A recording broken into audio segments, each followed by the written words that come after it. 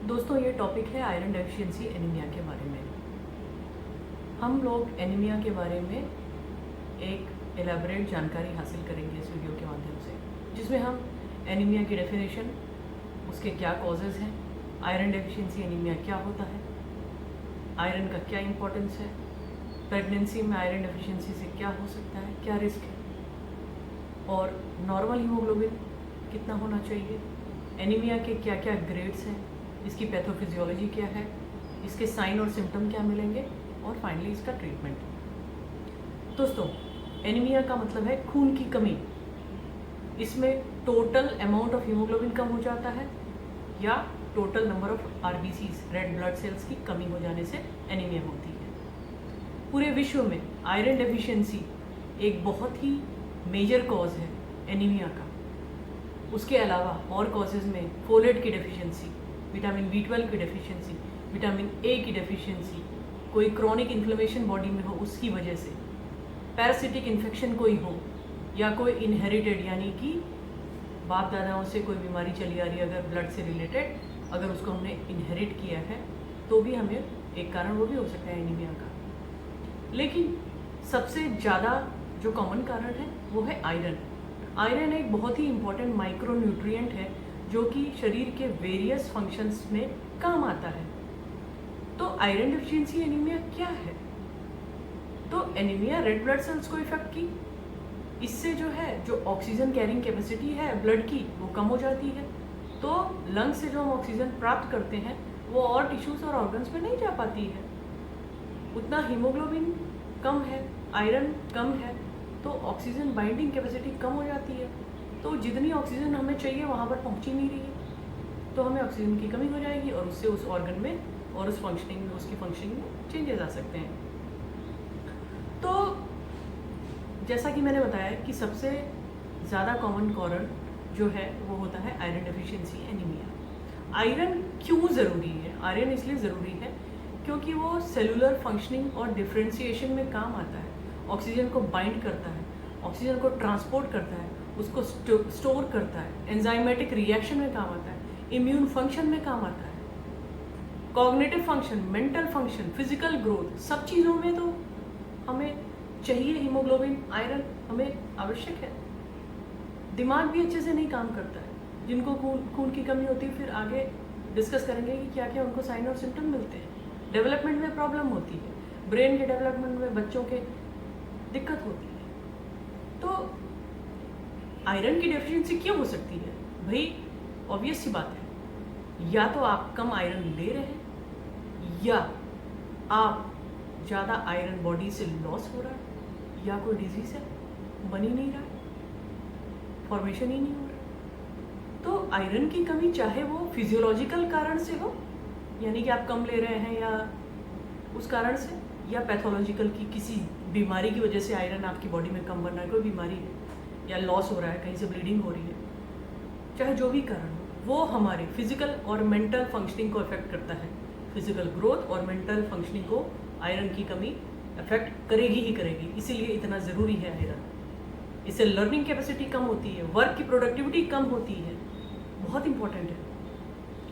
तो जैसा कि मैंने बताया, या तो आप कम न्यूट्रिशनल सप्लाई कम है, या डिमांड बढ़ गई है आयरन की शरीर में, जैसे कि प्रेगनेंसी और बच्चों में, या ब्लड लॉस हो गया किसी कारण से, या एब्जॉर्प्शन नहीं हो रहा, हम ले तो रहे हैं पर वो एब्जॉर्ब नहीं हो रही है किसी कारण से।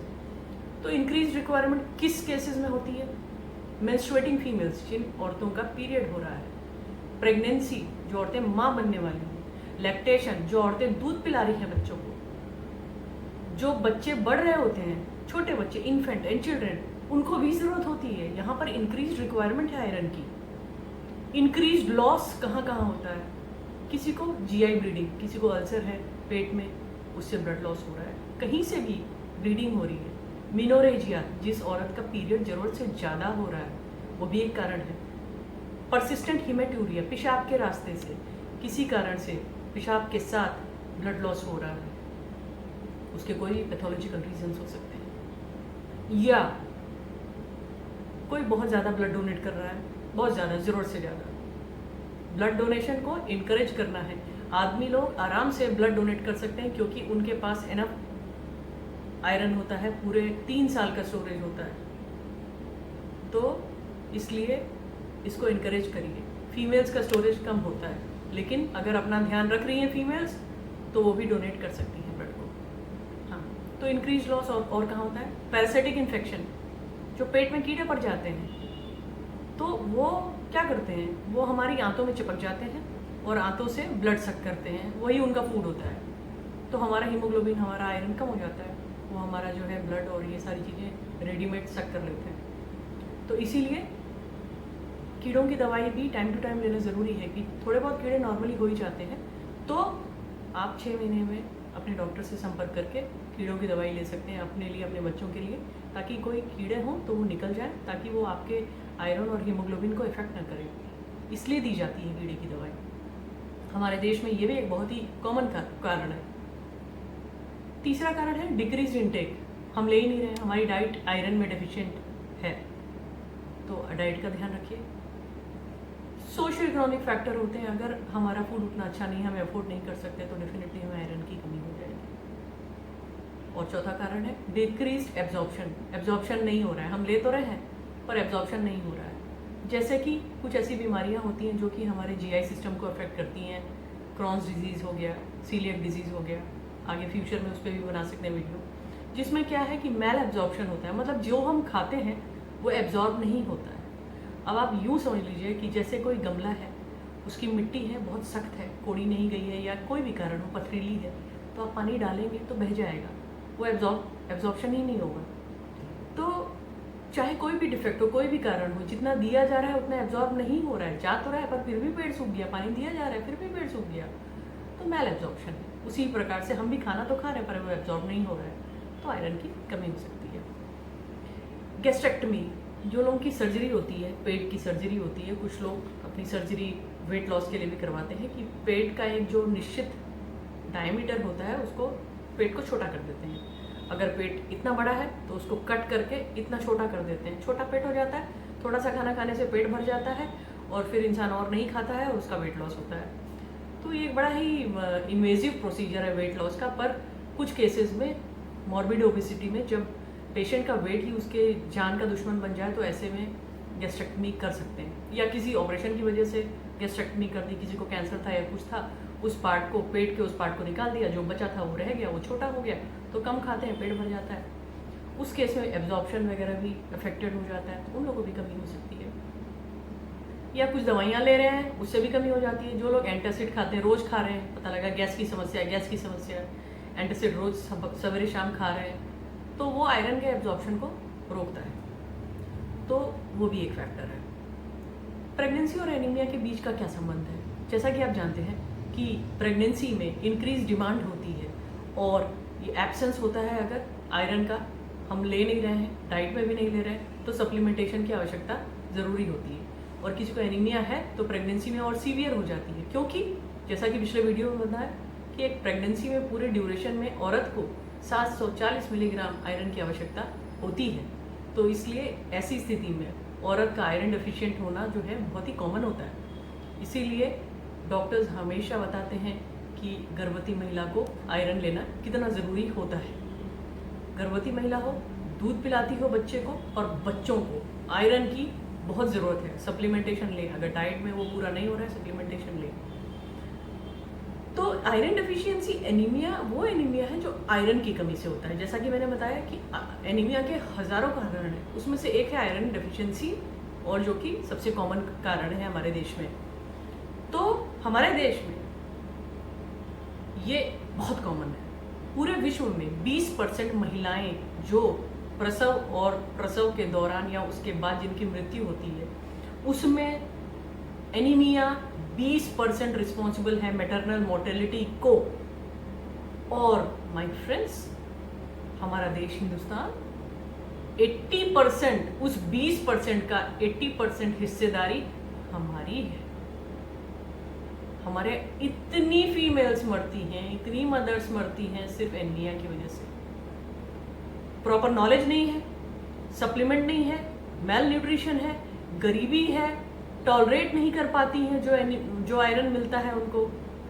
ये बहुत सारे कारण हैं कि मैटरनल जो है एनीमिया जो है इतनी कॉमन है, उनको एजुकेट करिए, बताइए। आप भी बता सकते हैं, सिर्फ डॉक्टर ही नहीं, नर्सेज ही नहीं, आप भी बताइए कितना ज़रूरी है एनीमिया में आयरन लेना।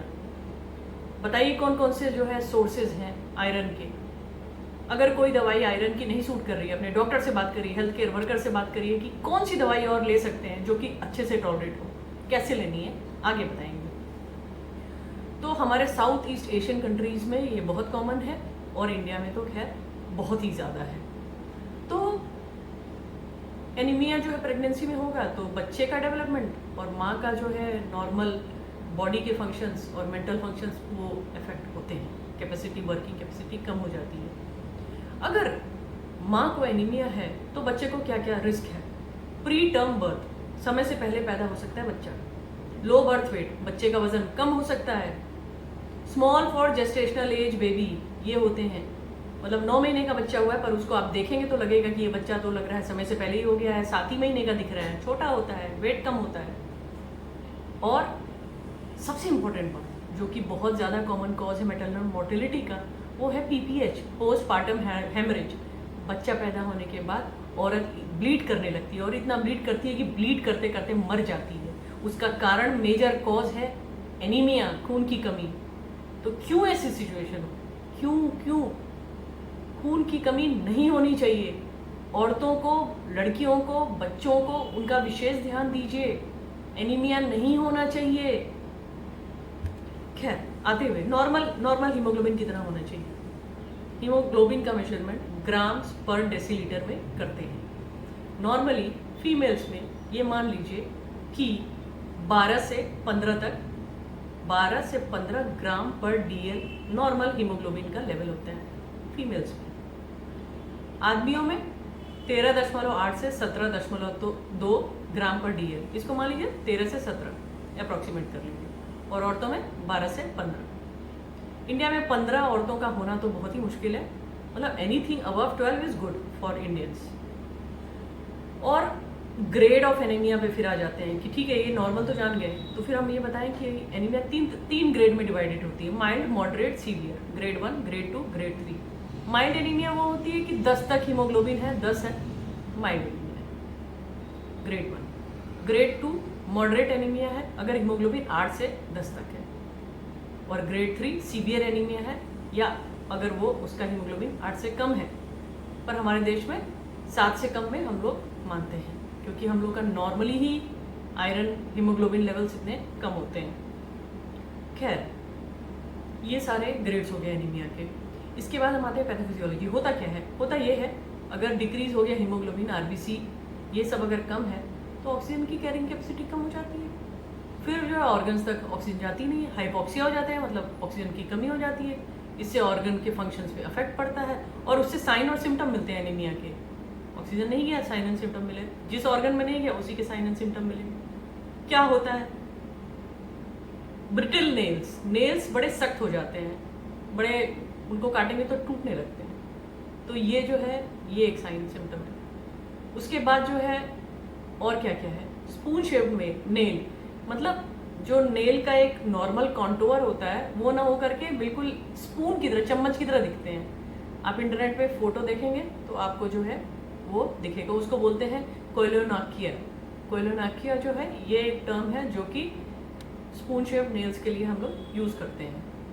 और atrophy of papilla of tongue, जो टंग पे छोटे छोटे पेपिलाज होते हैं वो सूख जाते हैं, एट्रोफी हो जाती है। और एंगुलर स्टोमेटाइटिस, ये जो लिप्स हैं इसके यहाँ एंगल्स पे ये इन्फ्लेमेशन हो जाता है, काले काले रेडनेस हो जाएगी, बर्निंग हो जाएगी, इचिंग हो जाएगी वहाँ पे, वो भी आयरन डेफिशिएंसी एनीमिया के साइन और सिम्टम में आता है। ब्रिटल हेयर्स, बाल टूटने लगते हैं, सख्त हो जाते हैं। डिस्फेजिया एंड ग्लोसाइटिस, मतलब घोटने में तकलीफ होती है, और ग्लोसाइटिस जो जीभ है वो उसमें इन्फ्लेमेशन हो जाता है, स्मूथ शाइनी टंग हो जाती है, वो भी एनीमिया के लक्षण है। और क्या मिलेगा इसमें, क्या मिलेगा, आयरन का लेवल जो है कम मिलेगा। अगर हम जांच करेंगे तो हीमोग्लोबिन देखेंगे ऐसे लोगों का, जब भी चेक करेंगे तो पता लगा कि इनका हीमोग्लोबिन 8 या 9 से नीचे ही है। और इनके हाथ पैर ठंडे भी मिल सकते हैं। सांस फूलती है। क्यों सांस फूलती है? नॉर्मल बात है, ऑक्सीजन जो है कम हो रहा है, ऑक्सीजन कैरी हो ही नहीं रहा है, हीमोग्लोबिन कम है, आयरन कम है, ऑक्सीजन जितना चाहिए उतना मिल ही नहीं रहा है। तो हम सांस लेंगे, ज़्यादा लेंगे, बॉडी के ऑर्गन्स बोलेंगे अरे भैया ऑक्सीजन की कमी है, थोड़ा जल्दी जल्दी सांस लो, हम तक ऑक्सीजन पहुँचे। और दरअसल हीमोग्लोबिन की कमी है, वो ऑक्सीजन चाहकर भी कैरी नहीं कर सकता। तो आयरन की कमी की वजह से ऑक्सीजन की जो है डिलीवरी नहीं हो पाती है और ऐसा प्रतीत होता है कि ऑक्सीजन की कमी है तो जल्दी जल्दी सांस लेना पड़ता है, सांस फूलती है। और इरिटेबिलिटी रहती है, मेमोरी लॉस होता है, याददाश्त में कमजोरी होती है, चिड़चिड़ाहटपन होता है, स्किन जो है पेल होती है, पीली पीली सी, येलोइश थोड़ा सा पेल लगेगी। अब जॉन्डिस में भी पीली होती है, वो अलग होता है, बिलिरुबिन बढ़ जाता है उसके लिए, लेकिन इसमें एक पेलनेस होती है, नॉट नेसेसरली कि पीली, पेल होती है, बिल्कुल जैसे लगेगा ब्लड सप्लाई नहीं है उसकी। एनीवेज, चक्कर आता है, ब्रेन में ऑक्सीजन चाहिए, नहीं पहुंच पा रहा है तो ऑब्वियसली चक्कर आएगा। मेमोरी प्रॉब्लम जैसा कि मैंने बताया वो होती है। और इसमें ध्यान ये रखना है, सप्लीमेंट लीजिए, एस्कॉर्बिक एसिड, विटामिन सी ज़रूर लीजिए साथ में, क्योंकि विटामिन सी आयरन के एब्जॉर्प्शन में मददगार होता है। खाना खाने के बाद आयरन का सप्लीमेंटेशन लेना चाहिए। याद रखिएगा, आयरन की टैबलेट लेने से जो स्टूल है यानी कि लैट्रिन काले रंग की होती है, घबराना नहीं है उससे। और जिनको खून की कमी है, आयरन की कमी है, कम से कम 6 महीने तक उनको आयरन सप्लीमेंट ज़रूर लेना चाहिए, उससे कम में वो चीज़ों की पूर्ति नहीं होती है। आपकी एजुकेशन के लिए आयरन को खाना खाने के बाद लें तो उसका टॉलरेंस अच्छा होता है, और अगर डोज बढ़ाना है तो धीरे धीरे बढ़ाइएगा। अगर ज़्यादा सीवियर कमी है, पहले रोज़ एक टैबलेट लीजिए खाने के बाद, और ज़रूरत है डॉक्टर से पूछ के, और फिर उसको धीरे धीरे उसका डोज बढ़ाना चाहिए। फिर बाद में उसको 2 टैबलेट पर डे भी कर सकते हैं जैसी ज़रूरत हो। विटामिन सी ज़रूर लीजिए। कहाँ कहाँ होता है? सारे साइट्रस फ्रूट्स में होता है, जूस में होता है, स्ट्रॉबेरी में, टमाटर में, ब्रोकली में, सब चीज़ों में होता है। वो आयरन के एब्जॉर्प्शन को इन्हेंस करेगा। हाई फाइबर डाइट लीजिए, ताकि जब आप आयरन सप्लीमेंटेशन लें तो उससे कॉन्स्टिपेशन जो होता है, आयरन से कॉन्स्टिपेशन भी होता है, तो अगर हाई फाइबर डाइट, सैलेड वगैरह लेंगे तो कॉन्स्टिपेशन नहीं होगा। और याद रखिएगा कि स्टूल डार्क हो जाते हैं। तो ये है anaemia due to iron deficiency या iron deficiency anaemia. I hope कि आपकी नॉलेज इंक्रीज की है, और नेक्स्ट टॉपिक के साथ जल्दी मिलते हैं। तब तक के लिए be happy and take care.